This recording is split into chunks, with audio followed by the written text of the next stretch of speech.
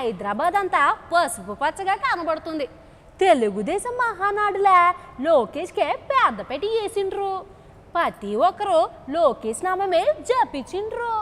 గా పార్టీ పెద్ద ఆయన ఏపీ ముఖ్యమంత్రి లోకేష్ నాయన చంద్రబాబుని ఎవరూ తలుసుకునే లేదు. అంతా లోకేష్ చెవిలో గేదో గుసగుస పెట్టే, లోకేష్ కూడా వాళ్ళ చెవిలో గుసగుస పెట్టే.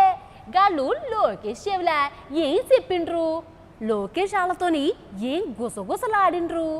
పెద్ద సస్పెన్స్ అయి కూకుంది. అదేటో చూసేయండి.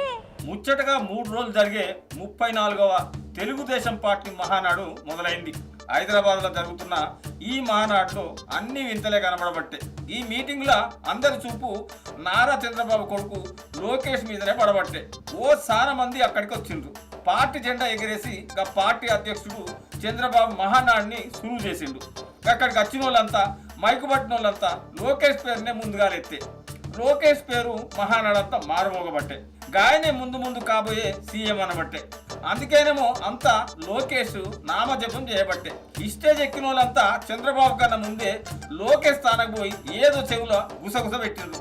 ఇక లోకేష్ బాబు కూడా వాళ్ళ చెవిలో గుసగుస పెట్టిండు. అసలు మహానాడు సినిమా మొదలైంది లోకేష్ని హీరోలో నిలబెట్టడానికని గిట్టనోళ్ళు అనబట్టే. దాంట్లో నిజం లేదా అని కొందరు నిలదీయబట్టే. లోకేష్ బాబు జిందాబాద్, లోకేష్ బాబు జిందాబాద్ అంటూ మహానాడుకు వచ్చిన వాళ్ళంతా ఒక్క తీరుగా నినాదాలు ఇవ్వబట్టే.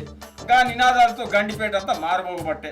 ఆది గుట్టలకెళ్ళి ఈ నినాదాల రిసౌండ్ వచ్చి హైదరాబాద్ అంతా వినబడుతుంది. మహానాడు 34 సినిమాల హీరో లోకేష్ బాబే కదా, మరి ఆయనకు జిందాబాద్లు కొట్టకపోతే మరెవరు కొడతారు? కళ్ళ తప్పేమున్నది? చంద్రబాబు పేరు ఎవరు తలవలేదు. అందరు లోకేష్ కే జై అన్నారు. లోకేష్ బాబు ఆడికి వచ్చి కుర్చీలో కూకున్నాడా? ఆయన అన్ని పనుల దగ్గర చూస్తాడు. మహానాడుకి 1000 మంది వస్తారు కదా, ఓ దిక్కు ఎండలు మండిపోబట్టే. అందుకని సామియాన కింద ఎక్కడ పడితే అక్కడ చల్లటి గాలి అచ్చడానికి మస్తు కూలలు పెట్టించిండు. ఇక వచ్చిన వాళ్ళకు అన్నం పెట్టాలి కదా, అందుకే వంటలను పిలిచి చక్కని వంటలు వండిస్తున్నారు. ఆ వంటలు ఎట్లున్నాయని సుయాన లోకేష్ బాబు వెళ్ళి చూసిండు. చేతుల గంటె బట్టి గిరగిర తిప్పిండు. దాంట్లో ఉప్పు తక్కువైందా ఎక్కువైందా అని రుచి చూసిండు. అరచేతుల కూరేసుకొని ఇంత సప్పరించిండు. అయినాక తల ఉప్పుకుంటా మంచిగానే ఉన్నదని వంటలు వండేటోళ్లను మెచ్చుకున్నాడు. మొత్తానికి రాజకీయ వంటకాలు వండటానికి ఆయన బాగా పనికొస్తాడని అక్కడికి వచ్చిన వాళ్ళంతా అనబట్టే.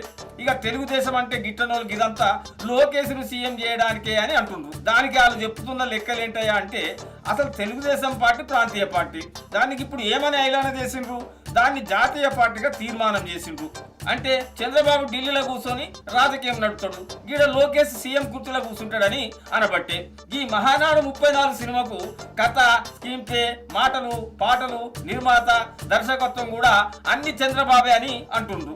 గంట నిజమెంతో అబద్ధమెంతో గా దేవునికే తెలవాలి.